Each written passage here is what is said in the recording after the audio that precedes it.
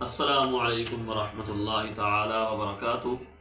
امید ہے کہ آپ تمام احباب خیر و عافیت کے ساتھ ہوں گے۔ اللہ تعالی آپ حضرات کو خوش رکھیں۔ سورۃ البروج، اس کا ترجمہ، اس کا شان نزول اور اس کی مختصر تفسیر انشاءاللہ آج سے ہم شروع کریں گے۔ سب سے پہلے سورہ بروج کا شان نزول۔ اس صورت میں ایک قصے کی طرف اجمالاً اللہ تبارک و تعالی نے اشارہ فرمایا ہے۔ اس کی تفصیل صحیح مسلم شریف میں آئی کہ ایک بادشاہ تھا اور اس نے اپنا ایک کاہن رکھا ہوا تھا۔ کاہن اس کو کہتے ہیں جو ستاروں کے ذریعے، شیاطین کے ذریعے مستقبل کی خبریں معلوم کر کے بتاتے ہیں۔ تو اس کاہن نے اس بادشاہ کو کہا کہ مجھے ایک نوجوان اور ذہین لڑکا دو جس کو میں اپنا یہ کہانت کا علم سکھا دوں کہ میرے اس دنیا سے چلے جانے کے بعد، میرے مر جانے کے بعد، چلو آپ کے لیے کوئی کہانت کا کام کرنے والا موجود ہو۔ بادشاہ نے ایک لڑکے کو مقرر کیا۔ اب وہ لڑکا روزانہ کاہن کے پاس جاتا علم سیکھنے کے لیے۔ راستے میں ایک راہب رہتا تھا۔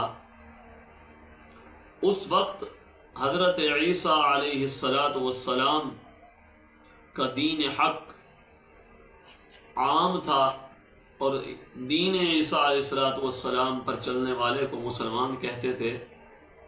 ایک راہب تھا جو حضرت عیسیٰ علیہ السلام کا ماننے والا اور دین پر عمل کرنے والا تھا۔ ان کے پاس جاتا، اس سے بھی علم سیکھتا، اور راہب کے پاس جاتا، اس سے بھی باتیں سیکھتا۔ کرتے کراتے وہ راہب کے پاس رہتے ہوئے مسلمان ہو گیا اور کاہن کے پاس بھی جاتا رہا۔ ایک مرتبہ وہ ایک بستی سے گزرنے لگا تو اس نے دیکھا کہ ایک شیر آیا ہوا ہے بستی میں، اور عوام جو ہے وہ خوف زدہ ہے، گھبرائی ہوئی ہے۔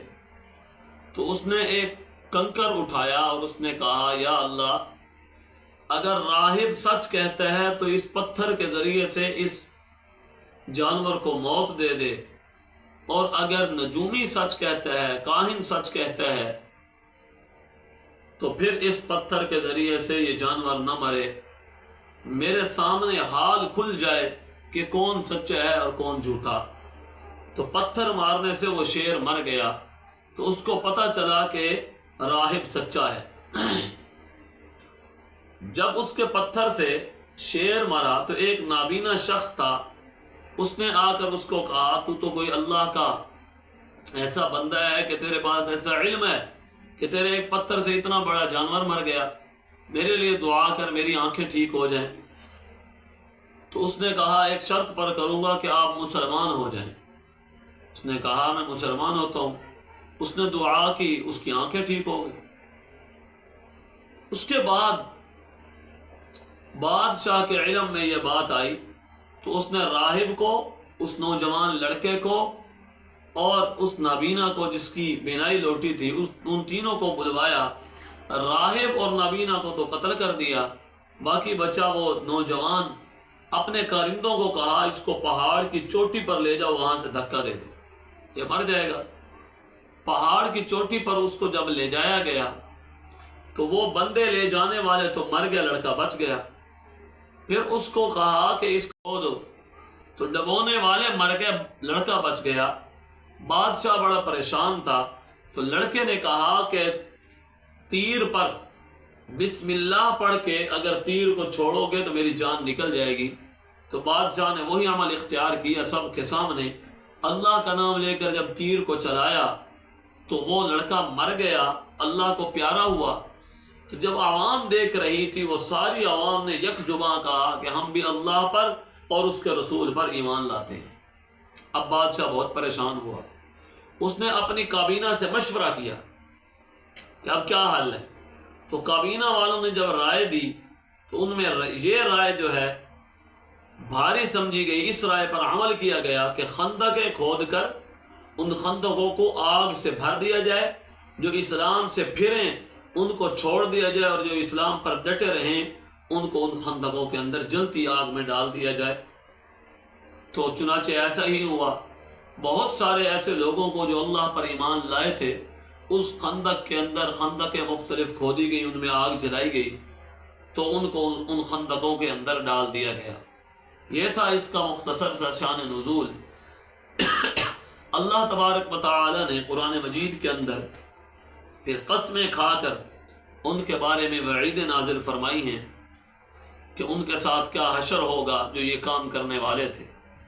فرمایا وَالسَّمَاءِ ذَاتِ الْبُرُوجِ، قسم ہے آسمان کی جس میں برج ہیں، وَالْيَوْمِ الْمَوْعُودِ، اور اس دن کی جس کا وعدہ ہے، اور وَشَاهِدٍ وَمَشْهُودٍ، اور اس دن کی جو حاضر ہوتا ہے اور اس کی جس کے پاس حاضر ہوتے ہیں۔ قُتِلَ أَصْحَابُ، مارے گئے کھائیاں کھودنے والے، یعنی خندقیں کھودنے والوں کے بارے میں فرمایا کہ مارے گئے خندقیں کھودنے والے۔ النَّارِ ذَاتِ الْوَقُودِ، آگ ہے بہت ایندھن والی۔